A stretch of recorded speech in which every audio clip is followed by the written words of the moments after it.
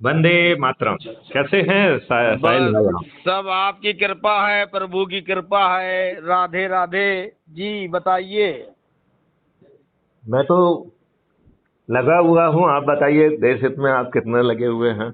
मैं तो राष्ट्र के लिए अपनी जान देने को तैयार हूँ, लेकिन कोई लेकिन मेरी आपको जान नहीं लग लेने रहा को है नहीं कि हम तैयार है। गुलाम हैं? हम बेसिक मुद्दों की बात ही नहीं कर रहे हैं। चलिए मैं बेसिक मुद्दे पे आपका साक्षात्कार कर लूँ। कल मैंने वीडियो डाला था, आपने देख लिया?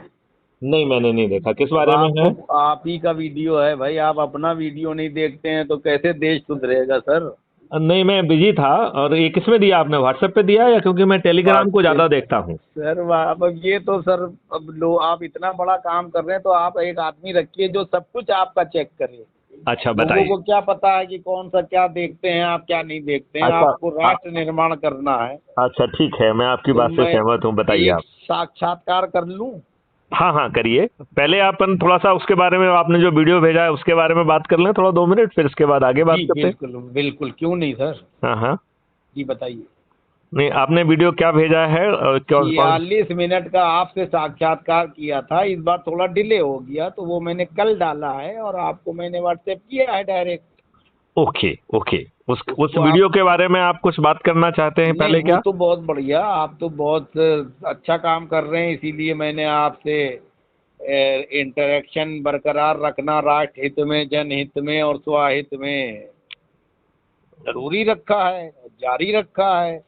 और भविष्य में अगर आप हमारे सवालों का जवाब देते रहेंगे तो ये रिश्ता और सिलसिला देखो, बदस्तूर जारी आपके रहेगा। आपके प्रश्न और हमारा जवाब महत्वपूर्ण नहीं होना चाहिए। देश का हित और देश का भविष्य ज्यादा नहीं तो महत्वपूर्ण होना नहीं, चाहिए। ये कौन सी बात हुई? हम वही बातें कर रहे हैं दोनों लोग जो देश और समाज के लिए होना चाहिए, तो उसमें तो प्रश्न उठेंगे ही। हाँ हाँ हाँ, बिल्कुल बिल्कुल। अच्छा, मैं चलिए, बताइए स्पॉन्सर बताइए। इंटरव्यू तो करता नहीं हूँ ठीक। डीजीपी साहब। मैं नहीं तो स्पॉन्सर इंटरव्यू मैं कभी करता स्पॉन्सर्ड नहीं जवाब भी हूँ। नहीं देता हूँ। तो इसलिए अगर आप कृपया करें तो हाँ मैं शुरुआत करूं। मिक्सअप मेरे हाँ हाँ, प्रोग्राम हैं, जरूर जरूर जरूर। मिक्सअप वाले क्वेश्चन हैं। आप और आप I will take them, but allow me to give my full perspective. Okay, 100% sir, शुरू करूं? यस। नमस्कार दोस्तों, आज हमारे साथ फिर पूर्व डीजीपी मिस्टर मैथिली शरण गुप्त साहब उपस्थित होने जा रहे हैं। और वर्तमान समय में क्या धार्मिक, राजनीतिक और सरकारी स्तर पर उथल पुथल चल रही है देश में, और उसमें एक सकारात्मक सोच रखने वाले व्यक्ति मैथिली शरण गुप्त साहब क्या सोचते हैं, मैं उनसे कुछ सवाल पूछेंगे। उम्मीद है कि वो बेबाकी से, ईमानदारी से, सच्चाई से उन सवालों का जवाब देंगे। तो मैं साक्षात्कार शुरू करता हूं जनहित में, राष्ट्र हित में।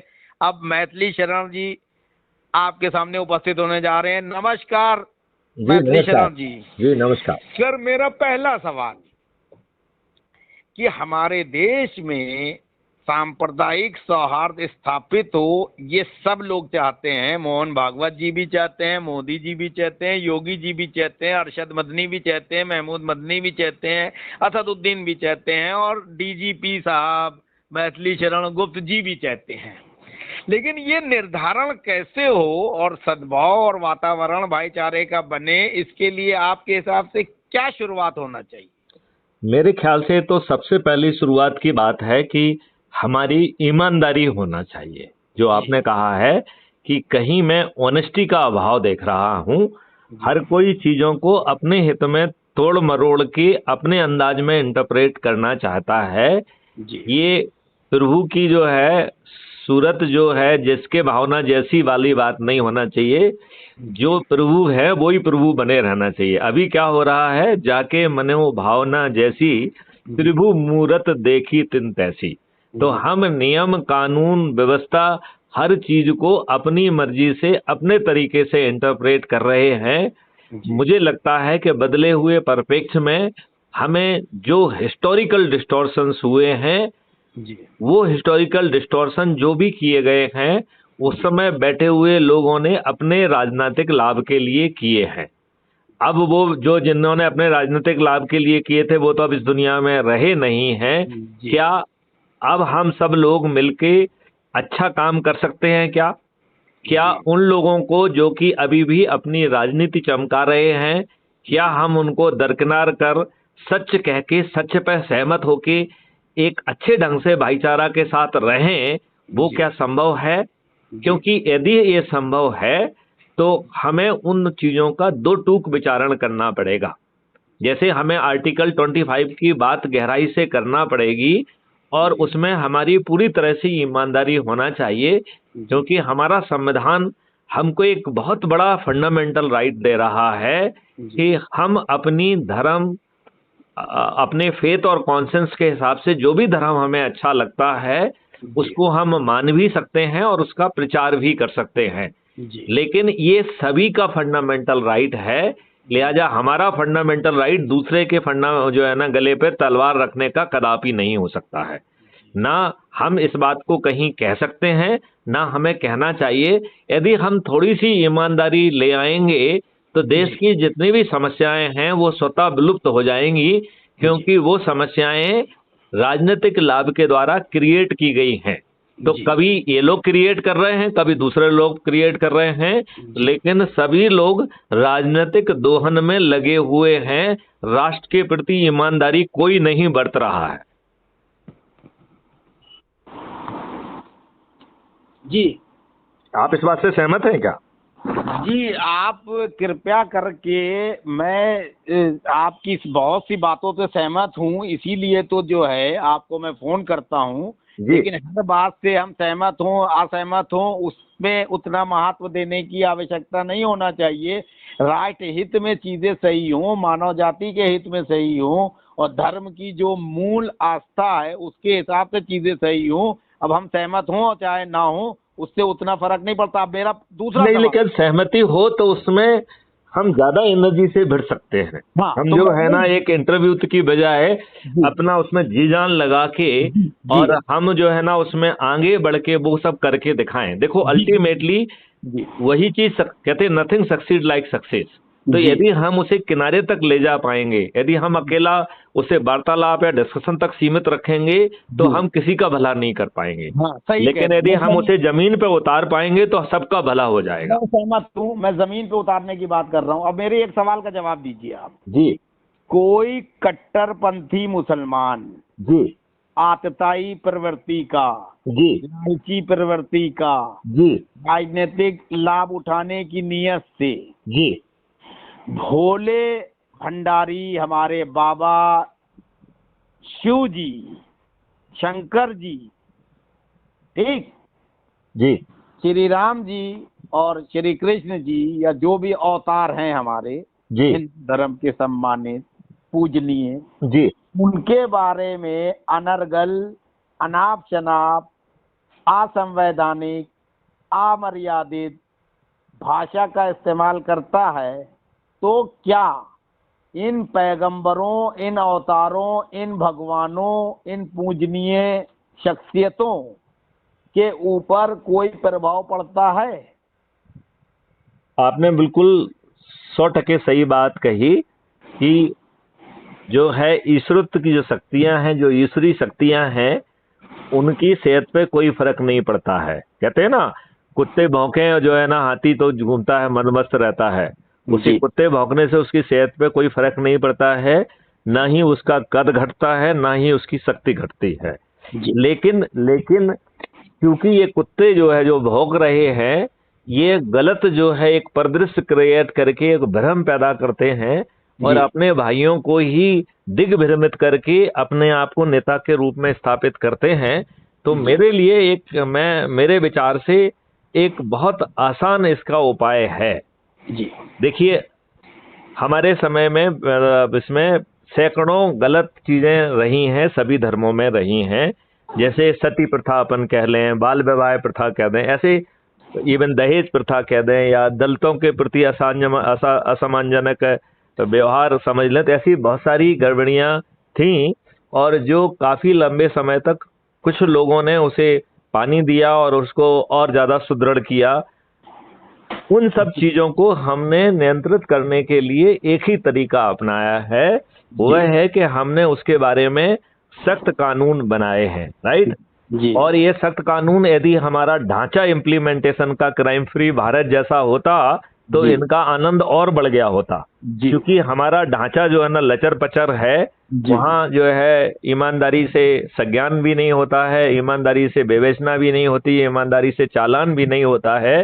जी लेकिन ये सब काम उतनी सख्ती और अच्छी इफिशिएंसी से ना होने के बावजूद भी जी उन नियमों कानूनों ने रीजनेबल डिलीवरी फिर भी दी, राइट। जी तो यदि जो अनर्गल बात करता है जी और वो कहीं ना कहीं, देखिए अनर्गल, आप भगवान को छोड़ दीजिए, भगवान will defend for themselves, right.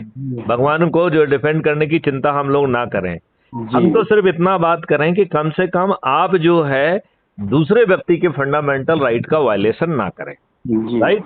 जिसमें हम जो हम इसको खोलना चाहेंगे, जैसे कोई ये कहे कि साहब जो हमारा धर्म नहीं मान रहा है वो काफिर है, उसे उसकी हत्या कर देना बहुत अच्छा काम है और जी। ऐसा करने से जन्नत मिलेगी या 72 नूरें मिलेंगी, जी ये किसी दूसरे के फंडामेंटल राइट के विरोध में है कि नहीं है।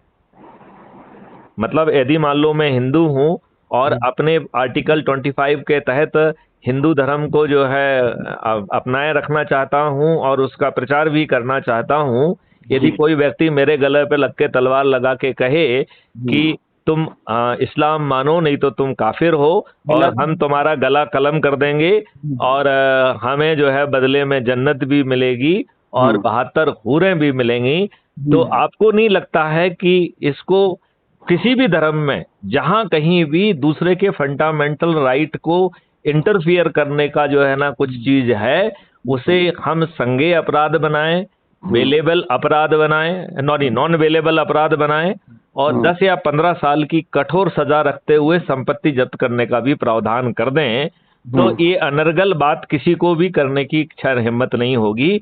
आज वो अनर्गल लाभ जो है किसी न किसी रूप में अपने लिए जो है ना अर्जित करने के लिए ये सब बातें कर रहा है, क्योंकि वो किसी कम्युनिटी का ठेकेदार बनना चाहता है, नेता बनना चाहता है, वो उसका एमएलए और एमपी बनना चाहता है उसके वोट के आधार पर, और उसमें अकूत धन भी जो है ना कमाना चाहता है। कई बार जो है चंदे के रूप में, कई बार जो है ना धर्म के चंदे के रूप में, कई बार दूसरे विदेशी जो तोड़फोड़ करने वाली ताकतें हैं वो आपको पानी देना चाहती हैं, आपको सींचना चाहती हैं, आपको धन देना चाहती हैं। तो धन किसी भी रूप से आ रहा है, वो धन आपको आ रहा है, तो या तो आप धन के लालच में या सत्ता के लालच में ये सब नालायकी, बदमाशी और मक्कारी वाली बातें करते हैं और जानते हुए भी करते हैं। तो आपको नहीं लगता है कि इसके बारे में उस फंडामेंटल राइट को प्रोटेक्ट करने के लिए कठोर कानून बनाया जाए, जिससे अनर्गल बात करना, अनर्गल बात को शिक्षा के माध्यम से कहना, ये सब जो है अपराध की कैटेगरी में माना जाए और उसे संज्ञेय अपराध माना जाए, उसे नॉन वेलेबल अपराध माना जाए, उसको कठोर सजा का प्रावधान 10 से या 15 साल की सजा रखी जाए और संपत्ति जब्त करने का भी प्रावधान रखा जाए। यदि ऐसा करेंगे तो ये धर्म के ठेकेदार गड़बड़ी नहीं कर पाएंगे। और इसका किसी, हमने उदाहरण के लिए एक धर्म का नाम ले दिया, हमारा कहना है कि यह समान रूप से सभी धर्मों के लोगों के लिए होना चाहिए कि किसी को भी धर्म का जो है ना वो करते हुए किसी दूसरे के विरुद्ध गलत बात कहने के, उसके जो है ना श्रद्धा को, उसके फेथ को, उसके कॉन्शियंस के हिसाब से जो उसे फंडामेंटल राइट मिला है उससे व्यवधान नहीं होना चाहिए। सवाल पूछूं? जी। हमारे यहाँ राष्ट्रीय स्वयंसेवक संघ के प्रमुख माननीय मोहन भागवत जी और प्रधानमंत्री माननीय नरेंद्र मोदी साहब ये कहते हैं कि कानून का राज स्थापित होना चाहिए, और भागवत जी ने तो यहाँ तक के कहा कि काशी और मथुरा का मामला हिंदुओं की आस्था का विषय है, ये मामला निपट जाए चाहे न्यायालय से और चाहे बातचीत से, उसके बाद हिंदू धर्म के लोगों को अन्यत्र स्थानों पर शिवलिंग की खोज नहीं करना चाहिए या दावा नहीं करना चाहिए। इस पर आप क्या कहना चाहेंगे? हाँ, मेरी राय बिल्कुल भिन्न है इससे। जी। मेरा ये मानना है कि ये जो है काम मुसलमानों ने नहीं किए हैं, यह काम जो है कुछ आताताइयों ने किए हैं, जो चंद मुट्ठी भर लोगों को लेके यहाँ आए जी हम उस समय सबल नहीं थे, हम एकजुट नहीं थे, हम जी निर्बल थे, इसलिए वो हमारी हत्याएं भी कर पाए, जी हमारी महिलाओं के साथ जो है ना बलात्कार भी कर पाए, जी महिलाओं को ले जाके 2-2 दीनारों में वो बेच भी पाए। जी और उन्होंने जो है ना मंदिरों को तोड़ा, मूर्तियों को तोड़ा और आपको जलील किया। जलील करना एक जी बड़ा मकसद था ये सब काम करने का, राइट। तो जो जलील कहा जाए या जख्म कहा जाए, ये सब भारत माता पे जख्म हैं। इन जख्मों के साथ किसी हमारे मुसलमान भाई को क्यों आइडेंटिफाई करना चाहिए? हम ये कह रहे हैं मुसलमान और हिंदू की सभी की अलग अलग जो है ना जगहों के लिए इन सभी को चिन्हित कर लिया जाए। और ये सच में यदि आतताइयों ने, आक्रमणकारियों ने ये भारत माता के चेहरे पर उस समय जब उनके सपूत जो है निर्बल थे, असहाय थे, आपस में जुड़े हुए नहीं थे, उस समय उनके साथ जो जो मकारियां हुई, उनको जो है सभी को चिन्हित करके भारत माता का चेहरा फिर से जो है जख्मों विहीन क्यों ना किया जाए? सवाल नहीं, ये इस जवाब से आप कुछ सहमत हैं? क्योंकि ये जवाब 100%, आरएसएस से भी 100%। हटके है और बीजेपी से भी हटके है। नहीं, मैं 100% सहमत हूँ। मैं इसी में सवाल कर रहा हूँ कि जी। मैं ये कह रहा हूँ कि इसके लिए कोई समयबद्ध कार्यक्रम होगा या फिर जैसे मेरा तो पहले मानना ये है कि उन जगहों की पहले सूची बना लें अपन। सर सर हाँ। सर मैं पूरा आपको मौका दे रहा हूँ, बीच में बोल ही नहीं रहा हूँ। देखिए जी मेरा पूरा सवाल समझ लीजिए, फिर आप बोलिए, मैं चुप रहता हूँ। आप देखिए कितनी, मैं ऐसे तो बीच में बहुत सी चीजें टोकने की होती है, मैं टोक भी दे रहा हूँ। आपने आग्रह किया, मैं जी उसके जी बाद जी मेरा जी जी, सवाल प्लीज आपसे, प्लीज प्लीज आप क्वेश्चन पूछिए। सवाल मेरा ये है कि राम मंदिर के फैसले को आने में, प्रक्रिया में करीब 70 साल लग गए मुकदमेबाजी में। टोटल 26 साल तो जो है इस डिसीजन में ही लग गए थे, अभी जो सुप्रीम कोर्ट से आया। जी। तो क्या काशी और मथुरा के मामले को भी न्यायालय के ऊपर छोड़ना चाहिए और 20, 30, 25 साल तक जो है देश का माहौल खराब होते रहना चाहिए? टीवी डिबेट पे लोग बकवास करते रहे, दोनों पक्ष के लोग, वातावरण खराब करना चाहिए? कि शंकराचार्य और मुस्लिम धर्म के जो 4 गुरु होते हैं, चारों मसलक के, राष्ट्रपति जी और प्रधानमंत्री जी और चीफ जस्टिस ऑफ इंडिया, इन 11-12 लोगों की एक टीम बना के एक समयबद्ध तरीके से इस समस्या का समाधान किया जाए और पूरा देश जो है विकास की ओर आगे बढ़े? बहुत इस पे सुंदर बात बात है। कही आपने, लेकिन मैं थोड़ा सा इसको एक टीम की बजाय मैं कहूंगा कि पहले तो सभी जगहों की एक सूची बना ली जाए, राइट। जी कि ऐसे कौन से प्रकरण हैं जहां ये चीज सामने आ रही है, छोटी मोटी चीजों को छोड़ दिया जाए, राइट। सूची कौन बनाएगा? मेरे ख्याल से इस बारे में किताबें भी लिखी हुई हैं लोगों ने, काफी कुछ है। आपका मतलब ये है कि 40,000 जगहें मान लीजिए हैं आतताइयों, आक्रांताओं ने। अच्छा, हम चलो इसको ऐसा करते अरे हैं। तो लीजिए, जो मैं हल पे जा रहा हूँ। आप कहते हो कि कोई चीज का हल पहुंचना चाहिए, सिर्फ बातचीत नहीं, कर। मैं हल खोज रहा हूँ ना, मैं आपको बता रहा हूँ हल। मैं अपना देखिए। मोहन भागवत देखिए, जी ने हल दिया तो है, उस पे आप सहमत नहीं है? नहीं, मैं ये कह रहा हूँ कि इसमें ज्यादा समय लगेगा और इस इशू को हमें और ज्यादा अच्छे ढंग से करना चाहिए 4 लोगों की बजाय। मैं इसको ये बताऊंगा, पहले एक सूची बना लिया है, राइट। फिर उसको एक लिस्ट 1 कर दिया जाए, लिस्ट 2 कर दिया जाए, लिस्ट 3 कर दिया जाए, लिस्ट 4 कर दिया जाए, राइट। मतलब राजनीति चलती रहे 1, 2, 3, 4 करके, मतलब उसका समाधान ना निकाला जाए समय नहीं बदल? नहीं नहीं, अभी अभी मैं आ रहा हूँ। जी। अब लिस्ट 1 को अपन पहली प्रायोरिटी में रखें और उसमें जो है ना एक एकीकृत टीम जो है ना हर इशू के लिए अलग अलग बना दी जाए, राइट। उससे फायदा ये है कि इन 4 लोगों के ऊपर जो है ना सब लोगों का जो है ना वो नहीं रहेगा। हर इशूज में वहाँ के लोकल लोगों को इन्वॉल्व करके और प्रतिष्ठित लोगों को और जो अच्छी सोच वाले लोग हैं उनको रख के। देखो, 2 तरीके के सोच के लोग एक होते हैं। सवाल यहीं पे एक मिनट, एक मिनट, मुझे इसको पहले सोच बहुत जरूरी है। मेरा ये कहना है कि सभी पक्षों में अलग अलग तरीके के सोच के लोग रहते हैं। एक उनकी सोच होती है जो कि मामला को उलझाना चाहते हैं और अपने हित में दोहन करना चाहते हैं। एक वो होते हैं जो कि सही साक्ष्यों, सही आधारों पर उनकी सोच भी यदि यही है कि आताताइयों ने ऐसा किया है तो ऐसा कर दिया जाए, और उसके साथ ही उसमें भी कोई बुराई नहीं है कि यदि मान लो कोई जगह वो होती है और वहाँ के लोकल लोगों की यदि इच्छा है कि उनको उसके बदले में कोई दूसरी जगह दे दी जाए तो वो भी कोई बुराई नहीं है।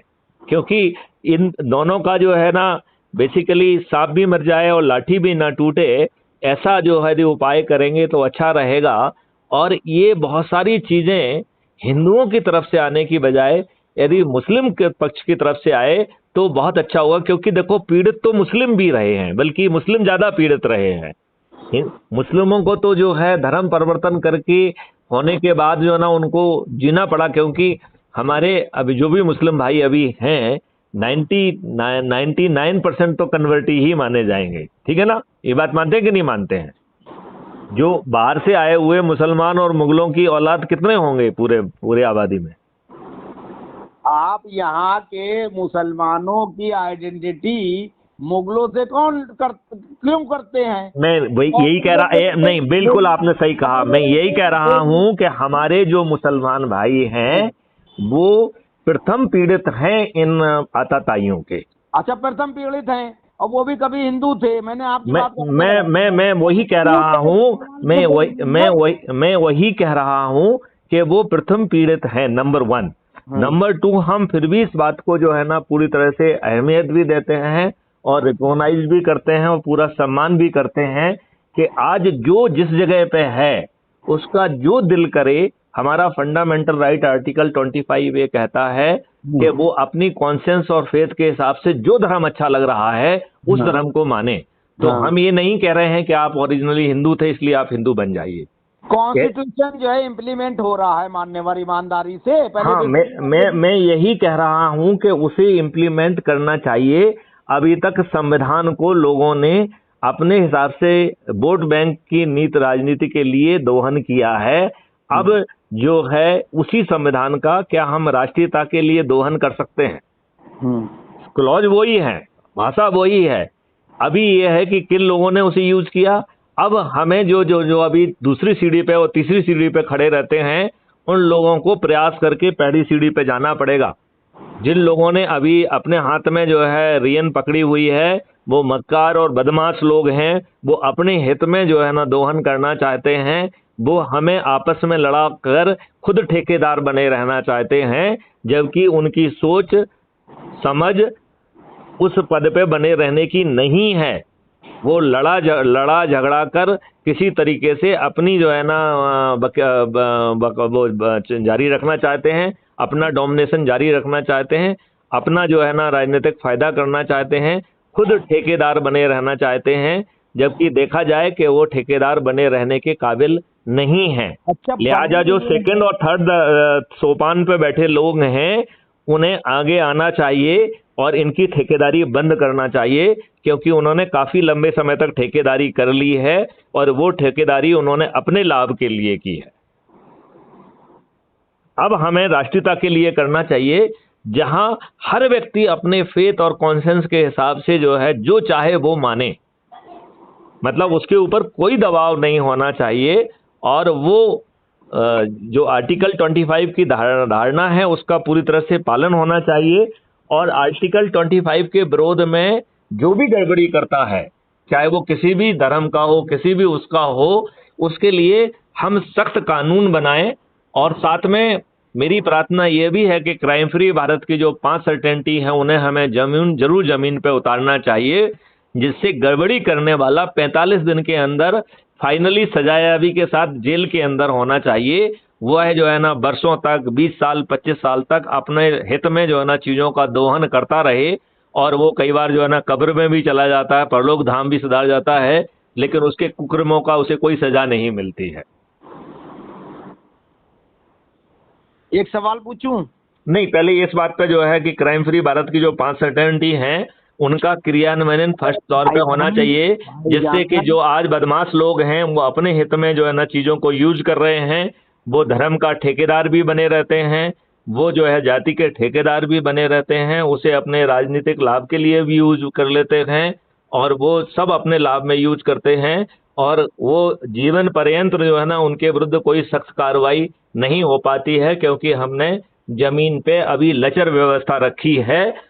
तो ना तो हमें थाने, हमारा अपराध पंजीयन के लिए हमें थाने जाने की जरूरत होना चाहिए, ना ही जो है हमारा सबसे साधारण स्तर का पुलिस ऑफिसर भी 15 दिन के अंदर अकाट साक्ष्यों के साथ चालान पेश करे और 1 महीने में distributed video based trial system के माध्यम से सजायाबी हो।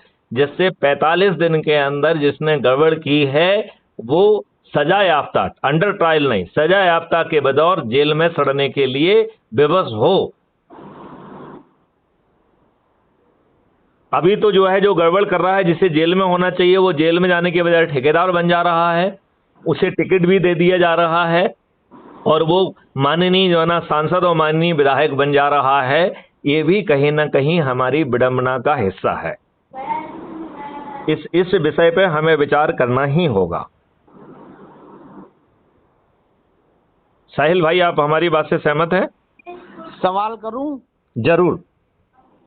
सवाल ये है कि ये जो काशी मथुरा का मामला है, इसको लेकर जिस तरह से टीवी शोज में, मीडिया में डिबेट हो रहे हैं और एक दूसरे के ऊपर क्वेश्चन मार्क लगा रहे हैं, आप शब्दों का इस्तेमाल कर रहे हैं, उसको हमारी सरकार नियंत्रित करे कि ना करे, करना चाहिए कि नहीं करना चाहिए, इसका जवाब दे दीजिए। इस पे कोई डिबेट नहीं होगी। इन सभी मुद्दों पे अलग अलग कमेटी बना दी जाए। जिसको बहुत ज्यादा ज्ञान है वो उस कमेटी के सामने एफिडेविट के साथ जो भी उसके पास तर्क हैं, क्षमता है, साक्ष्य हैं, इवन तर्क भी, वो उनको पेश कर दे। वो मतलब यदि उसके पास साक्ष्य नहीं है, उसे लगता है कि तर्क बहुत अच्छे हैं, तो तर्कों को पेश कर दे। यदि किसी के पास साक्ष्य हैं तो साक्ष्य पेश कर दे। लेकिन पब्लिक को जो है ना, ये टीवी वाले जो है, जिनको इतनी सारी चैनल बन गई हैं, जिनको और कोई काम धंधा नहीं है, और जो कि लोगों को बुलाती हैं और ये कहती हैं कि आप ये बोलना है आपको, और यदि आप उससे हटके बोलो तो जो है ना वो आपको अगली बार बुलाएंगी नहीं। तो ये धंधा बंद होना चाहिए। कौन करेगा बंद? नियम, कानून और व्यवस्था। तो इसका मतलब इस वक्त जो सरकारों के नियम, कानून और व्यवस्था है वो बेकार है, प्रभावशाली नहीं है। निश्चित तौर पर, क्योंकि वो कहीं ना कहीं हर जगह राजनीतिक लाभ को देखकर चीजें की जा रही हैं। मुझे लग रहा है कि अब बहुत राजनीतिक लाभ देख लिया है। अब राष्ट्रीयता को देखिए, राष्ट्र रहेगा तो हम रहेंगे, नहीं तो हम में से कोई नहीं रहेगा। यदि एक स्लोगन मान लेंगे तो हम वो हो जाएंगे। यही कारण है, क्योंकि जो पॉलिटिकल पार्टियां हैं ये प्राइवेट कंपनी और परिवार की कंपनियां बन गई हैं और पार्टी तंत्र ने प्रजातंत्र की हत्या कर दी है। उसके दो मुख्य कारण हैं। एक मुख्य कारण है कि यह आपको रिप्रेजेंट नहीं कर रहे हैं, तो आप एक वोट देने वाले गुलाम हो गए हैं। ये बात समझने की जरूरत है कि आपकी हैसियत एक वोट देने वाले गुलाम की है, और जो आपके वोट से चुना जा रहा है वो आपको रिप्रेजेंट नहीं कर रहा है। वो पार्लियामेंट में आपको पार्टी भिप के कारण रिप्रेजेंट नहीं कर रहा है, और पार्लियामेंट के बाहर वो पार्टी डिसिप्लिन से डरा हुआ है। लिहाजा वो आपको रिप्रेजेंट ही नहीं कर रहा है। जब आपको रिप्रेजेंट नहीं कर रहा है तो आप तो फिर एक वोट देने वाले गुलाम हो गए ना, क्योंकि गुलामों को रिप्रेजेंट नहीं किया जाता। गुलामों के वोट से जो है ना वो रिप्रेजेंटेटिव बन गए बिना रिप्रेजेंट किए हुए। अब ये बात भी समझना पड़ेगी, ये पॉलिटिकल पार्टियां वोट किसको, जो टिकट किसको बांट रही हैं? तो ये पैसे लेके टिकट दे रही हैं। ये अपने ही पार्टी के बड़े नेताओं को, जिनके दूध के दांत भी नहीं टूटे हैं, उनको टिकट दे रही हैं। उन्हें जीतने पर जो है कैबिनेट मिनिस्टर भी बना दे रही हैं। और ये जो है जाति और धर्म के आधार पर टिकट बांट रही हैं, राष्ट्रीयता और उसके ऊपर, और उनका खुद की प्रोफाइल क्या है और देश के लिए वो व्यक्ति क्या कर सकता है, ये कोई मायने नहीं रख रह गया है। तो जाति और धर्म के नाम पे बांट रही हैं। और फिर अब अपराधियों को आप टिकट बांट रही हैं। उत्तर प्रदेश में 405 जो है सदस्यों की विधानसभा में, 403 सदस्यों की विधानसभा में 205 आपराधिक चरित्र के लोग हैं, जो कि 51% हैं। तो जब जो है, मेरा ये कहना है कि जब जो है लोगों ने व्यक्ति को वोट नहीं दिया है, पार्टी को वोट दिया है, योगी और मोदी को वोट दिया है, तो योगी जी और मोदी जी और बीजेपी की क्या मजबूरी रही कि 205 अपराधियों को टिकट दिया गया, और ये अपराधी बहुत सारे तो जेल में से ही जीत गए। ये इस यदि कानून में एक छोटा सा प्रावधान कर देते कि अपराधियों को टिकट नहीं मिलेगा, तो इन्हें ना तो टिकट मिलता और ना ही ये खड़े हो पाते और ना ही ये जीत पाते। सवाल पूछूं? जी। तो इसका मतलब वर्तमान केंद्र सरकार जो चुनाव प्रक्रिया में भी सुधार कर सकती है, कैंडिडेचर बिल्कुल बिल्कुल सुधार करने की जरूरत है। सर सवाल सुनिए। हाँ। तो वो नहीं कर रही है, इसका मतलब जो है नरेंद्र मोदी साहब सक्षम प्रधानमंत्री नहीं है। वो सक्षम प्रधानमंत्री हैं, लेकिन उनकी अपनी सोच, अपनी समझ, अपनी प्रायोरिटी में संभवतः ये चीज नहीं आ रही है। लेकिन क्राइम फ्री भारत इस बात को, मिशन इस बात को चिल्ला चिल्ला के कह रहा है। मैं उन 10 प्रायोरिटी को आपकी सुविधा के लिए यहाँ पे दोबारा कहना चाहूंगा। नंबर 1, हमें पार्टी विहीन प्रजातंत्र चाहिए, जो संभव है पीपुल्स रिप्रेजेंटेटिव एक्ट में सुधार करके। नंबर 2, हमें अपराधी विहीन राजनीति चाहिए, जो संभव है पीपुल्स रिप्रेजेंटेटिव एक्ट 1951 में संशोधन करके। तीसरा, हमें जो है खर्च विहीन चुनाव व्यवस्था चाहिए। आज के इलेक्ट्रॉनिक डेवलपमेंट और आज के आईटी टेक टूल्स में ऐप के माध्यम से हम ज़्यादा सक्षम, ज़्यादा अच्छा, बिना पोलिंग बूथ बनाए हम आज की तुलना में ज़्यादा पारदर्शी, बिना खर्च के चुनाव व्यवस्था को जमीन में ला सकते हैं। और मेरा मानना है कि हमें 2 लेवल के चुनाव कराना चाहिए। पहला लेवल का चुनाव होना चाहिए लेजिस्लेचर का, और दूसरे लेवल का चुनाव उसी समय लगातार वो होना चाहिए पॉलिटिकल एग्जीक्यूटिव का। तो पॉलिटिकल एग्जीक्यूटिव और लेजिस्लेचर एक ही थैले के चट्टे बट्टे नहीं रह जाएंगे। और हम जो है, हमारे एग्जीक्यूटिव जो है वो लगातार राष्ट्रीयता के लिए 5 साल तक काम कर पाएंगे, और हमारे लेजिस्लेचर जन उपयोगी कानून बना पाएंगे, क्योंकि उनका रुचि फिर एग्जीक्यूटिव रोल के लिए नहीं रह जाएगी। और एग्जीक्यूटिव जो व्यक्ति है उसे जो है नो कॉन्फिडेंस मोशन की तरफ नहीं देखना पड़ेगा। तो एक बहुत अच्छी चेक एंड बैलेंस के साथ बहुत अच्छी पारदर्शी व्यवस्था हो सकेगी, जो कि पार्टी तंत्र विहीन भी होगी। तो ये पहला पॉइंट, दूसरा पॉइंट और तीसरा पॉइंट, ये तीनों पॉइंट हम पीपल्स रिप्रेजेंटेटिव एक्ट में संशोधन करके आसानी से प्राप्त कर सकते हैं। अब चौथा जो पॉइंट मेरा मानना है कि हमारी हर समस्या की जड़ जो है वो पेपर करेंसी है। तो माननीय नरेंद्र मोदी जी ने 500 और 1000 रुपए के नोट डिमोनेटाइज किए थे। मेरी सुझाव है कि हमारे डिमोनेटाइजेशन प्रोसेस को हम 2 भागों में बांटें। पहले भाग में हमें साइबर क्राइम फ्री भारत करना होगा, जो कि 3 से 6 महीने के बीच में संभव है। इस बारे में मेरे ढेर सारे वीडियोज हैं, मैं आपसे अनुरोध करूंगा उन्हें देखें और हम उस मुद्दे पर डिटेल में चर्चा कर पाएंगे। दूसरा, फिर हम पेपर करेंसी मुक्त भारत लाएंगे।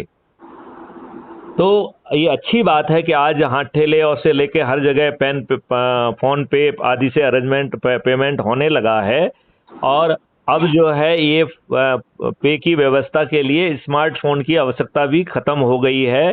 फोन पे की व्यवस्था जो है अब बेसिक फीचर फोन पे भी आ गई है।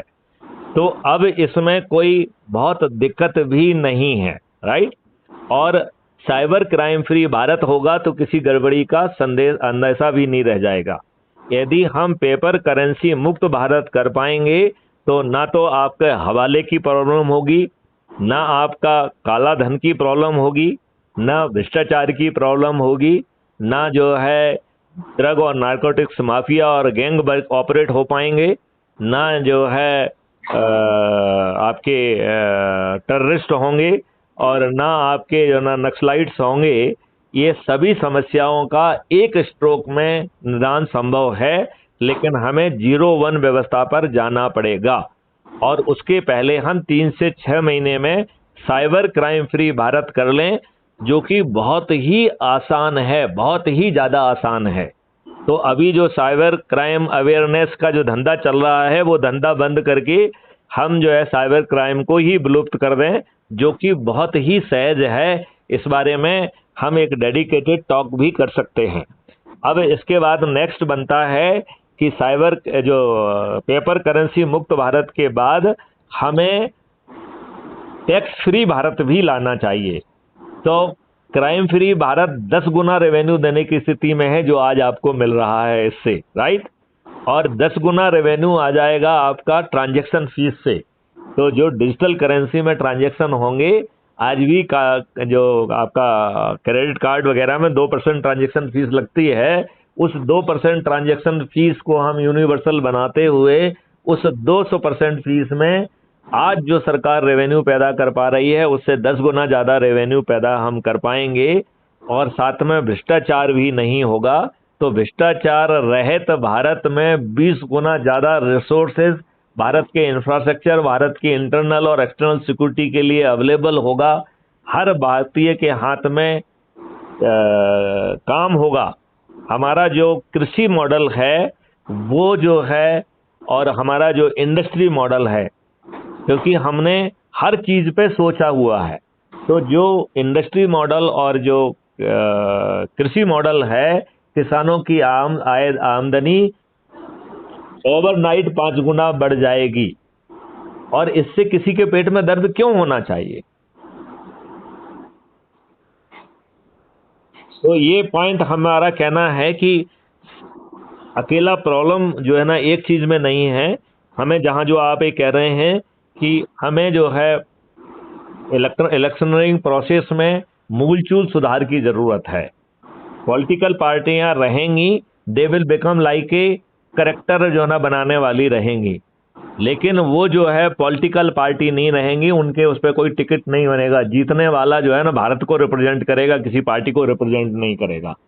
और हमारा ऑलरेडी जो है ना परमानेंट ब्यूरोक्रेसी है, परमानेंट थिंक टैंक है, तो जो भी जीतेगा उसकी मदद करने के लिए ब्यूरोक्रेसी भी है और थिंक टैंक भी है, और पॉलिटिकल पार्टियां भी जो है वो उस संबंध में वो सब मटेरियल पैदा करेंगी जो कि हमारे देश को आगे बढ़ाने के लिए मदद करेगा। मैंने बहुत ओरिजिनल बात कही है। मुझे नहीं मालूम है कि साहिल भाई आप कितना उसको ठीक ढंग से समझ पा रहे हैं और कितना उससे सहमत हो पा रहे हैं।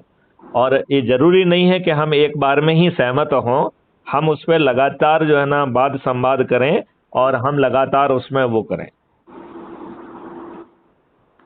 मान्यवर आपके 10 पॉइंट हो गए कि कुछ बचा है? नहीं नहीं नहीं, वो हम विस्तार जानबूझ के नहीं करना चाहते हैं, क्योंकि विस्तार होगा तो वो 1 पॉइंट 1 घंटा खा जाएगा, इसलिए हमने उसको समेट लिया है। फिर सवाल करूं? जी।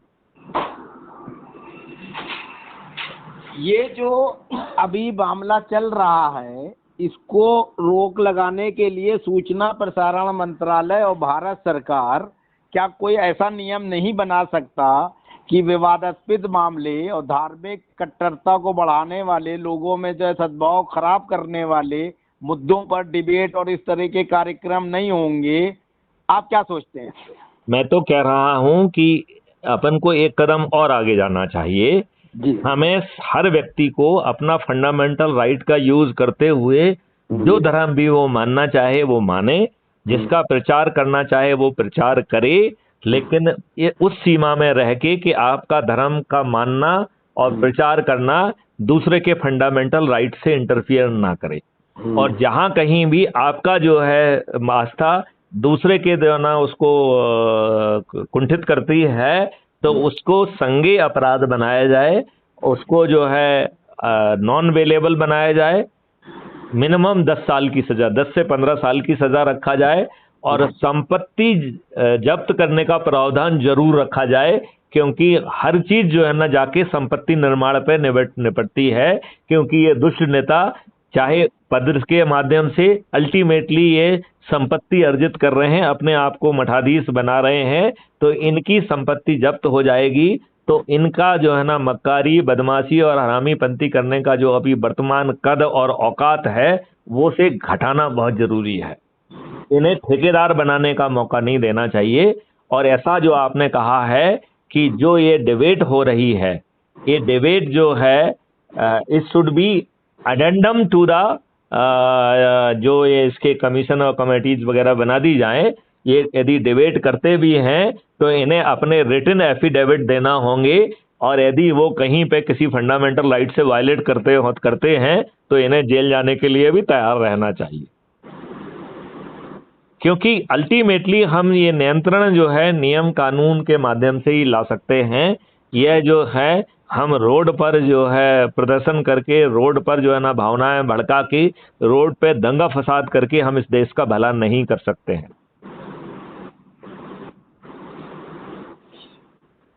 क्या सोचते हैं आप? अभी इस देश में जिस तरीके से अमीर गरीब के बीच में खाई बढ़ती जा रही है और कुछ लोग ज्यादा प्रॉपर्टी और पैसा अर्जित कर रहे हैं जिनका सहयोग सरकार भी कर रही है, उसको किस नजरिए से देखते हैं? वो कोई ना कोई नापाक इस तरीके के धंधे कर रहे हैं। तो यदि जो 10 बातें अपन ने कही हैं, यदि हम उसको इम्प्लीमेंट कर देंगे तो इनके धंधे बंद हो जाएंगे। मैं माननीय नरेंद्र मोदी जी से प्रार्थना करूंगा कि वो मेरी सलाह मानते हुए अपनी एक टीम लगा दें हमारे साथ। हम 6 महीने के अंदर साइबर क्राइम फ्री भारत करें और 1.5 साल के अंदर हम इस भारत को पेपर करेंसी मुक्त कर दें। यदि ये 2 काम कर दिए जाएंगे तो बाकी सब समस्याएं विलुप्त हो जाएंगी। एक सवाल, आप जैसे योग्य, कर्मठ, काबिल और राष्ट्रभक्त व्यक्ति की बात प्रधानमंत्री नरेंद्र मोदी, राष्ट्रीय स्वयंसेवक संघ के प्रमुख मोहन भागवत और बुद्धिजीवी लोग नहीं सुनते हैं, बल्कि भारतीय जनता पार्टी और अन्य राजनीतिक दल प्रशांत किशोर जैसे घटिया मानसिकता के व्यक्ति से राजनीतिक सलाहें लेते हैं, जो सिर्फ चुनाव जीतने तक ही सीमित रहती है। और आप राष्ट्र निर्माण की बात करते हैं तो आपको ये लोग लिफ्ट नहीं दे रहे हैं, तो इसको किस नजरिए से देखते हैं? मेरा नजरिया ये है कि इनको जो कुछ भी करना है करने दिया जाए। यदि हम लोग अपने लेवल पे अपनी एनर्जी से अपने प्रभाव क्षेत्र के लोगों को जोड़ते जाएं तो हमारी लाइन इनसे इतनी बड़ी हो जाएगी कि ये अपने आप में बौने हो जाएंगे। यदि ये हमें नहीं सुनेंगे तो ये वो नहीं रहेंगे जिसका इन्हें गुमान है। अच्छा, हाँ, एक सवाल एक मिनट। हम जो है सभी देखिए, सभी जाति के, सभी धर्म के, सभी प्रोफेशन के, सभी सेवाओं के, पूरे हर भारतीय जो है वो एनर्जी लेवल पर जुड़ जाए। इसमें कहीं कोई कंडक्ट रूल का वायलेशन नहीं है। और हम जो लोग इसमें ज़्यादा लोगों को जोड़ने में, ऊर्जाकृत करने में भूमिका निभाते हैं, उन्हें 1000 से ज़्यादा लोगों को ऊर्जाकृत करने को हम ऊर्जा केंद्र कहेंगे। और जितने ज़्यादा लोगों को आप जोड़ते जाएंगे उसे पोटेंसी कहेंगे। और उस पोटेंसी के आधार पर आपको टिकट मिलेगा। और फिर जो है ऊर्जा केंद्र, जो कि पूरे 137 करोड़ लोगों तक पहुंचने की संभावना बहुत ज़्यादा है, यदि हम लोग अपने संकल्पित एरिया में अपने प्रभाव क्षेत्र के लोगों को जोड़ेंगे तो सभी के प्रभाव क्षेत्रों के लोग मिलके इस देश की पॉपुलेशन के बराबर हो जाएंगे। तो यदि उसमें 10-5% कम भी रह जाएंगे तो कोई फर्क नहीं पड़ेगा। यदि ये हमें नहीं सुनेंगे तो इनकी जमानतें जब्त हो जाएंगी। ये वो नहीं रहेंगे जिसका इन्हें गुमान है। आप बताइए, मैं बात ठीक कह रहा हूँ कि नहीं कह रहा हूँ? आपकी सब बात सही है। अब एक क्वेश्चन भी कर रहे हैं, सजेशन भी है। जी। आप बहुत काबिल हैं, आपको बहुत नॉलेज है, डेप्थ नॉलेज है। आप जो है राष्ट्र हित की बात करते हैं, समाज हित की बात करते हैं, लेकिन हमारा कहने का ये मतलब है कि प्रॉपर वे में जो है, जैसे भारतीय जनता पार्टी, आरएसएस में जो है बहुत समझदार लोग हैं। मैं कुछ लोगों का नाम ले रहा हूँ, उन लोगों से आप संपर्क स्थापित करके क्यों नहीं जो है प्रधानमंत्री और आरएसएस को और सरकार को सलाह देते हैं, जो लोग जो है रात दिन नफरत फैलाने के लिए अपने नॉलेज और अपनी क्षमता का इस्तेमाल करते हैं, उनके मुकाबले आप जैसे लोगों को आगे आना चाहिए। तो इसका मतलब सरकार दुर्भावना में। नाम ले रहा हूँ, पुष्पेंद्र कुलश्रेष्ठ, संबित पात्रा, नूपुर शर्मा, नवीन जिंदल और आपके राकेश सिन्हा साहब, जो लोग हैं ये डिबेट करते हैं और उसको डाइवर्ट करते हैं। ये और दूसरी पार्टियों में भी है। हमें दूसरों से मतलब नहीं, हमें उनसे मतलब है जो सत्ता में है। हमें उनसे मतलब है जो देश की रक्षा करना चाहते हैं, जो देश को जो है राष्ट्रीय स्तर पर ले जाना चाहते हैं और राष्ट्रीयता की भावना जिनमें है। इसलिए तो क्या उन लोगों को रोकने के लिए भी कोई आप प्रयास करोगे कि एक तरफ जो है नफरत फैलाने वाली टीम खड़ी रहे और दूसरी तरफ मैथिली शरण गुप्त जैसे जो है इंटेलिजेंट लोग जो है सरकार को सलाहें दें और जनता को जागरूक करें? तो ये दोनों चीजें एक साथ कैसे चलेंगी, इसका जवाब दे दीजिए। ये दोनों चीजें एक साथ संभव है। एक है कि हम एनर्जी पे लेवल को जोड़ते जाएं, और जब हम एनर्जी की बात करेंगे तो इनको भी करेंगे। पिछली बार के संवाद में मैंने जो है, जो हमारा जारी हुआ है, उसमें हमने माननीय पुष्पेंद्र कुलश्रेष्ठ से, मिस्टर सुशील पंडित से, मिस्टर जो है जनरल बख्शी साहब से, इन सभी तमाम लोगों से, जिन्होंने नवीन मित्तल जी से, सभी लोगों से मेरा एक अनुरोध ये रहा है कि आओ हम मिलके बात करें। आप लोग जो बात कर रहे हो वो ज्ञान की बात कर रहे हो, आप झूठ नहीं बोल रहे हो, लेकिन उससे जो है ना नफरत ज्यादा पैदा हो रही है। इस नफरत को हम जो है ना नफरत की बजाय एक समाधान में कन्वर्ट कर दें, तो वो जो जो 10 बिंदु जानकारी हैं, यदि वो उसके तरफ जाएंगे तो हम एक सक्षम व्यवस्था पैदा कर पाएंगे। अभी उनके व्याख्यान से लगता है कि हर चीज का जवाब जो है माननीय नरेंद्र मोदी जी है और माननीय बीजेपी जी है। ये बीजेपी जी और माननीय नरेंद्र मोदी जी हर बात का जवाब नहीं है, इनकी सोच सीमित रह रही है। ये वो निर्णय नहीं ले पा रहे हैं जो इन्हें लेना चाहिए।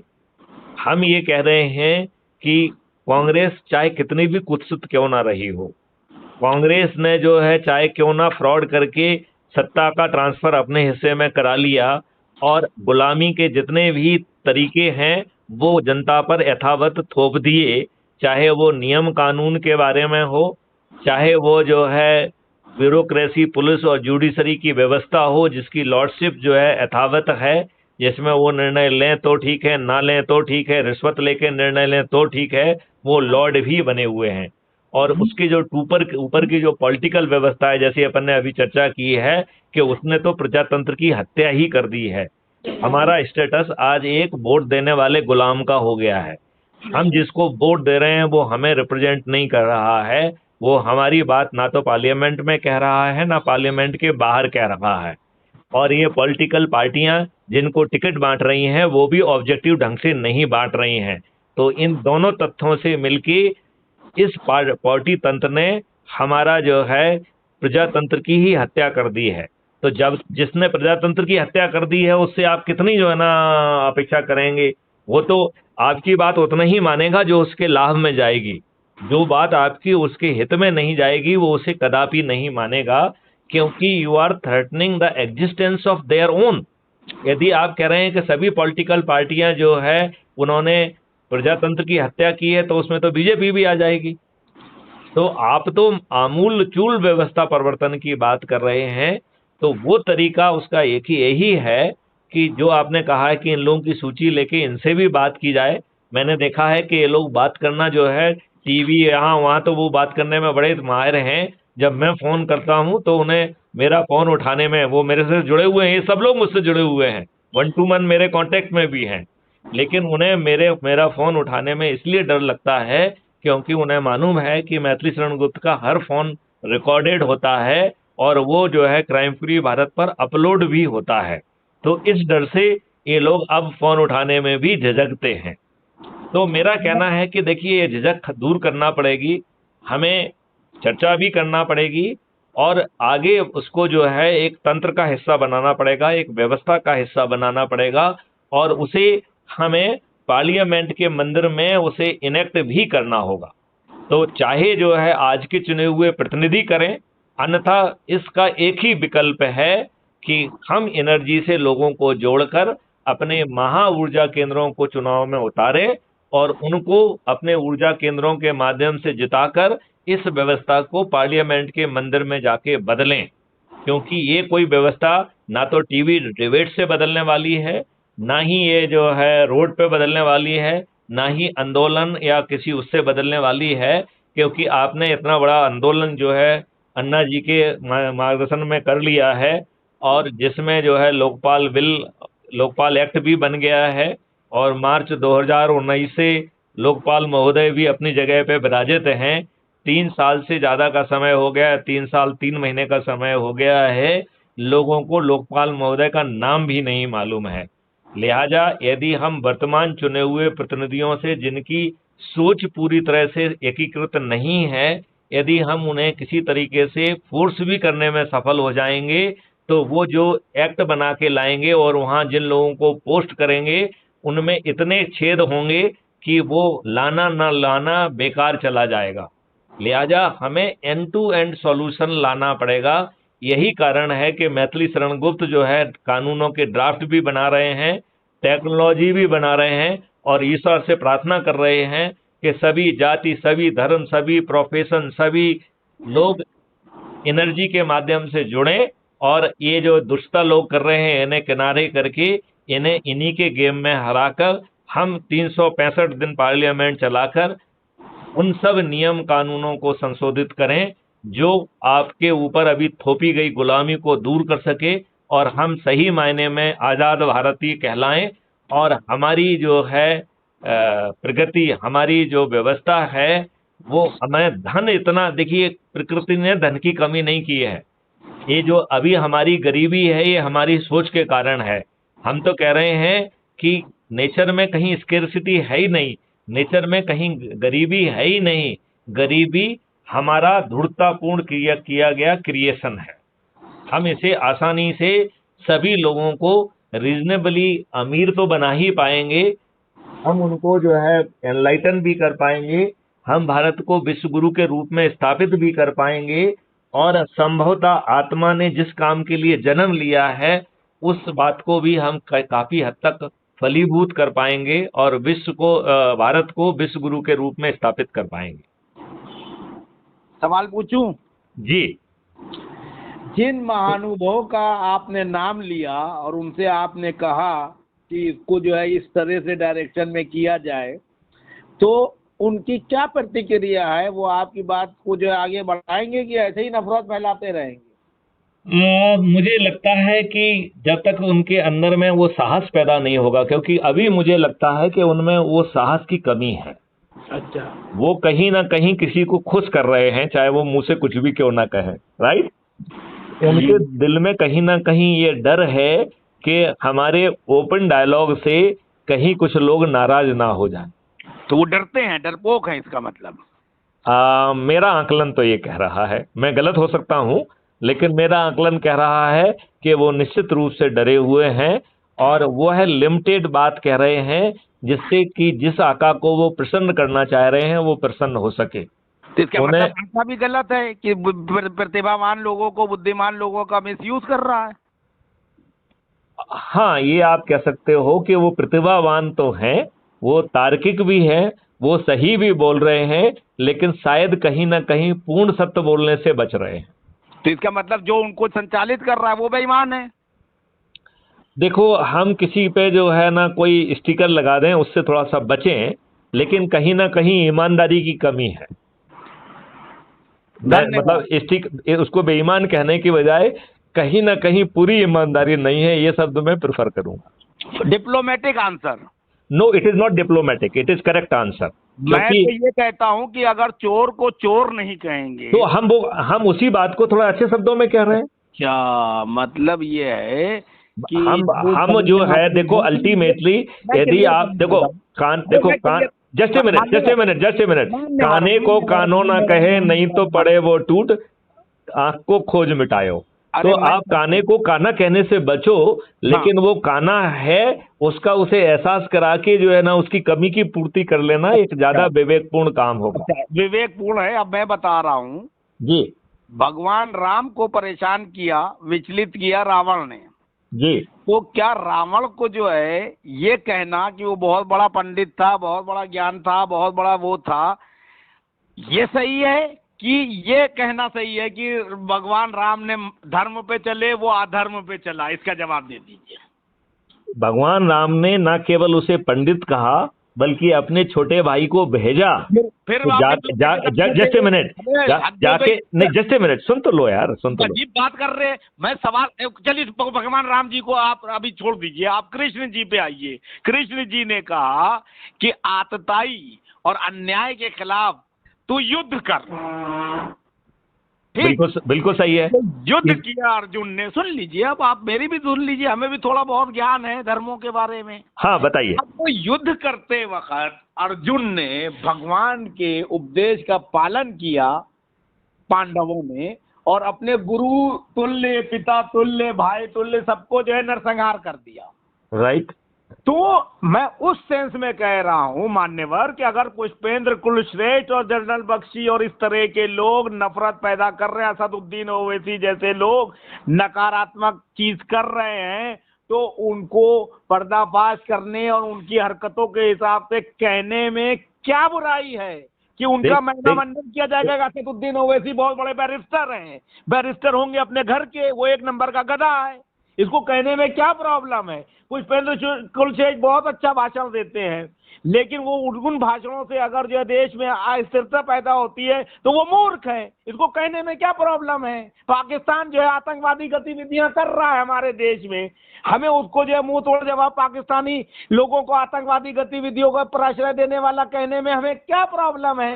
लादेन के करोड़ों लोग चाहने वाले थे, दाऊद इब्राहिम के करोड़ों लोग चाहने, सुनिए मेरी, अरे मेरी सुनिए, सुनाइए। क्या कोई वो उनका चाहने वाला उनकी नकारात्मकता को छोड़ते हुए और कहेगा कि ये मेरे जो है पिता तुल्य हैं, भाई तुल्य हैं, मैं धार्मिक आदमी हैं और ये बहुत बड़े दीनदाता हैं।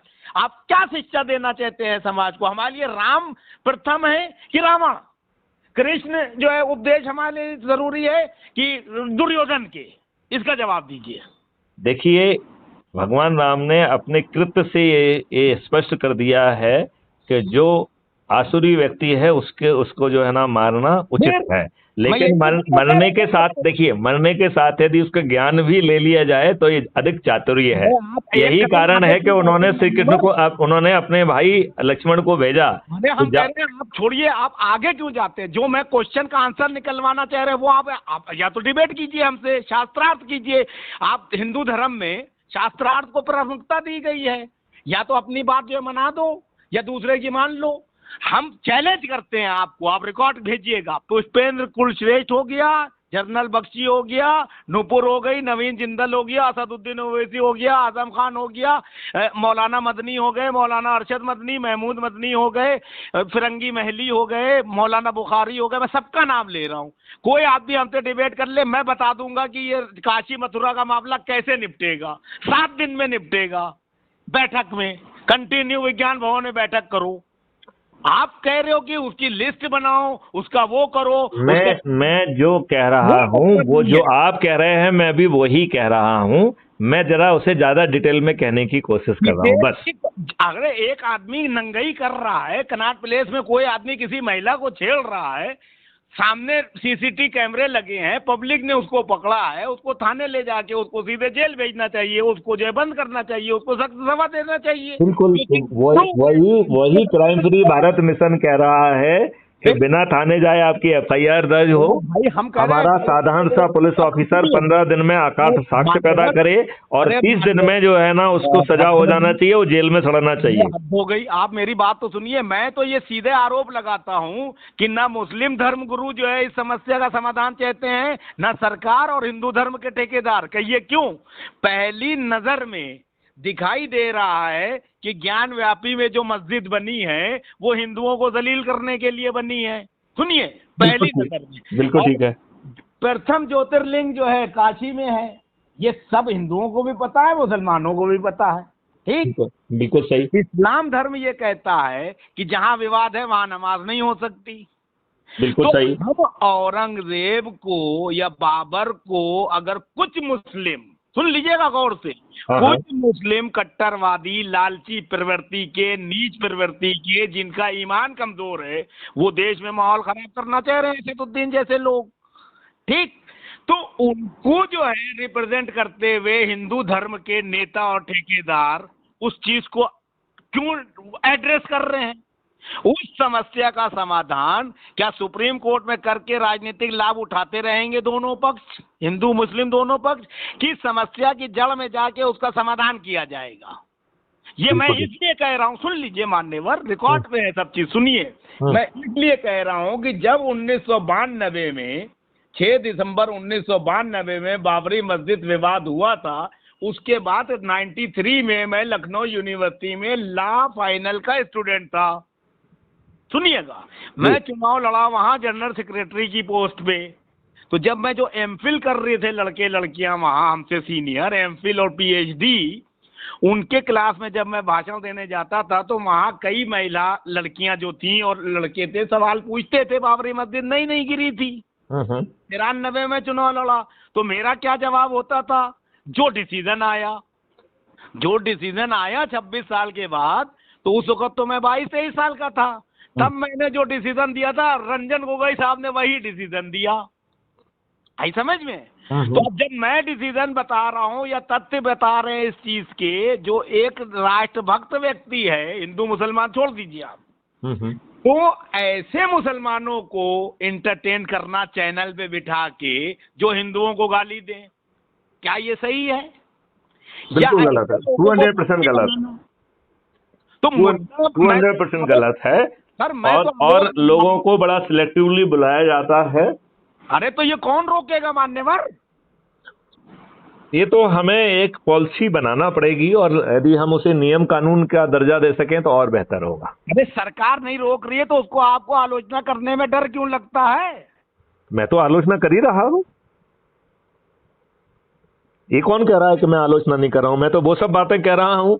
कई बार मैं माननीय नरेंद्र मोदी जी को चुनौती देता हूँ कि आप 56 इंच का सीना कहते हैं, फिर ये काम क्यों नहीं कर रहे हैं? अच्छा एक सवाल ले लीजिए, भगवान श्री राम ने लक्ष्मण जी को रावण के जब प्राण त्याग रहे थे, वो तो भेजा ज्ञान लेने के लिए। इस चीज को इतना हाईलाइट करने का क्या मकसद है?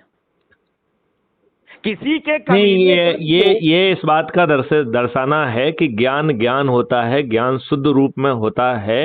यदि हम उसे व्यक्ति के साथ मर जाने देंगे तो वो एक लोक का और बाकी सृष्टि का नुकसान है। बहुत सही। तो यदि हम उसे रिकूप कर लें, यदि हम उसे ले लें, तो वो हमने जो हमें करना था वो तो हमने कर ही दिया।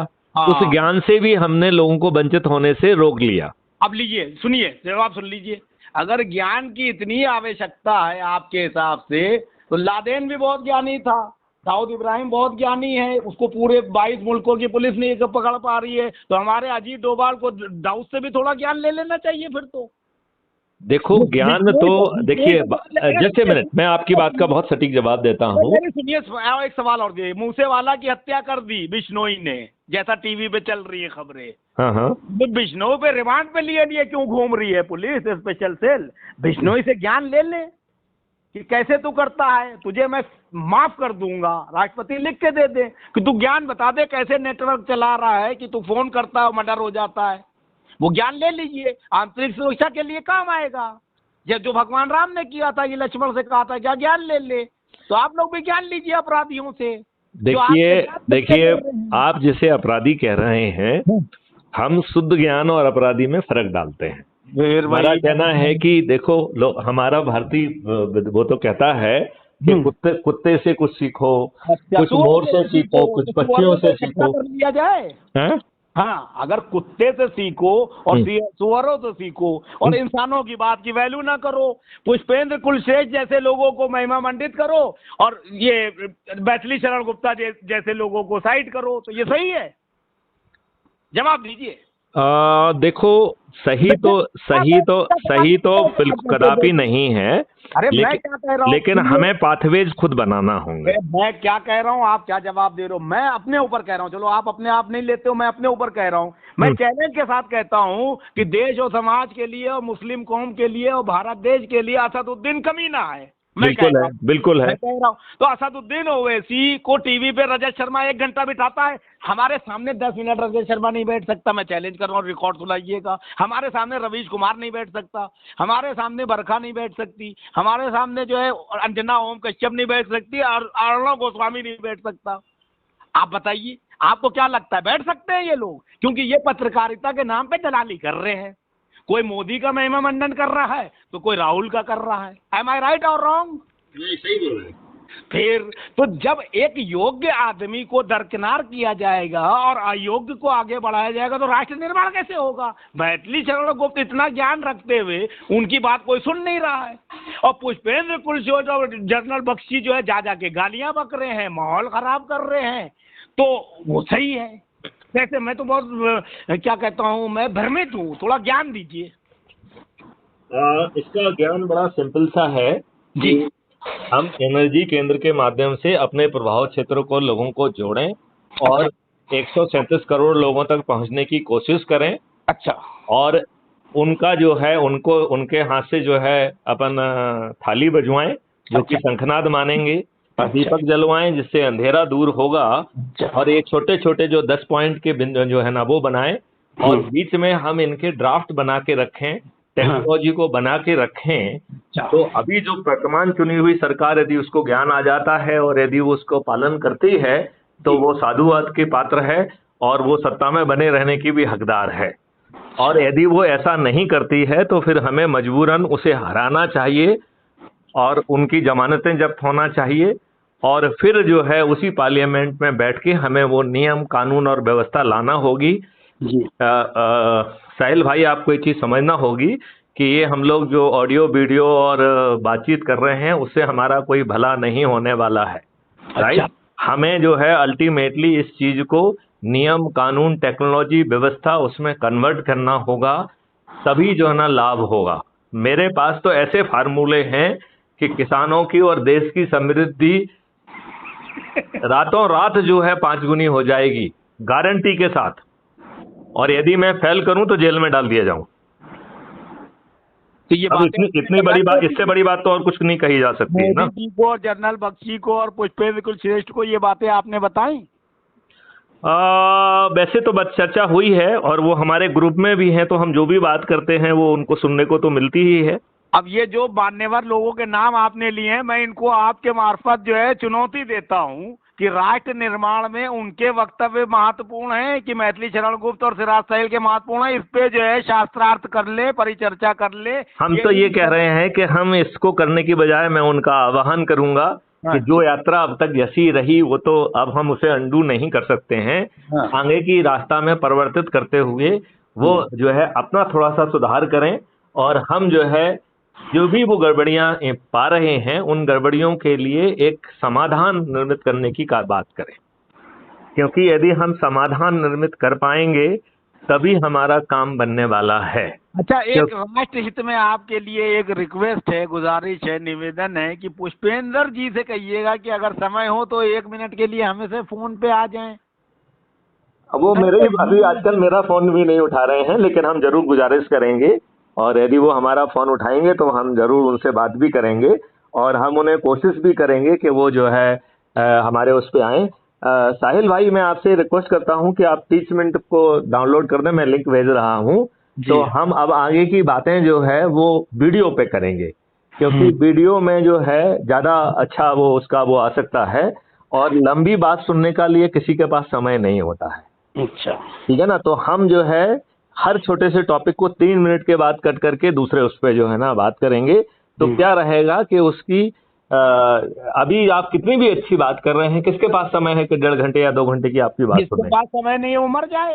राष्ट्रहित की बात देखो, आपने ज्ञान जगाने का, एनर्जी जगाने का ठेका आपने लिया हुआ है, तो आपको अपने ठेका को पूरा करने की जिम्मेवारी आपकी है। उन्होंने ठेका नहीं लिया है, ना उन्होंने आपसे कहा है कि आप ठेका लीजिए, लेकिन आपको लगता है कि ऐसा करना जरूरी है इसलिए आप कर रहे हैं। तो आपने जो ठेका खुद अपने ऊपर लिया है उसको एक सही दिशा में, सही स्थान तक, सही गंतव्य स्थान तक पहुंचाने की जिम्मेवारी भी आपकी ही बनती है। सही की डेफिनेशन क्या है?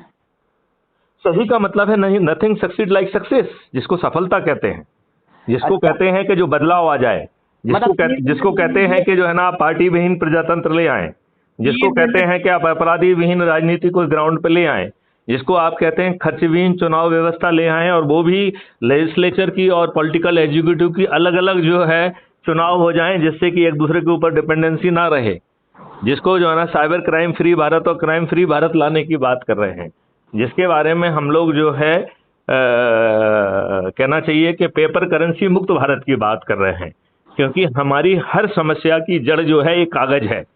अभी ये हवाले के माध्यम से आ जाता है, यदि जैसे ही आप इसे डिजिटल कर देंगे तो ये हवाले से नहीं आ पाएगा। तो बहुत सारी समस्या का बहुत आसान समाधान है, लेकिन ये राजनीतिक पार्टियां चूंकि बहुत सारा पैसा बना रही हैं, इनसे जुड़े लोग पैसा बना रहे हैं, वो इन व्यवस्थाओं में परिवर्तन नहीं करना चाहेंगे। ऐसी बात नहीं है कि आप जो है ना कोई रॉकेट साइंस की बात कर रहे हो, आप बहुत ही साधारण किस्म की बात कर रहे हो, साधारण टेक्नोलॉजी की बात कर रहे हो, लेकिन इस चीज को ये जानबूझ के नहीं समझना चाहेंगे। धन्यवाद। चलिए साहिल भाई, तो मैं धन्यवाद अभी आप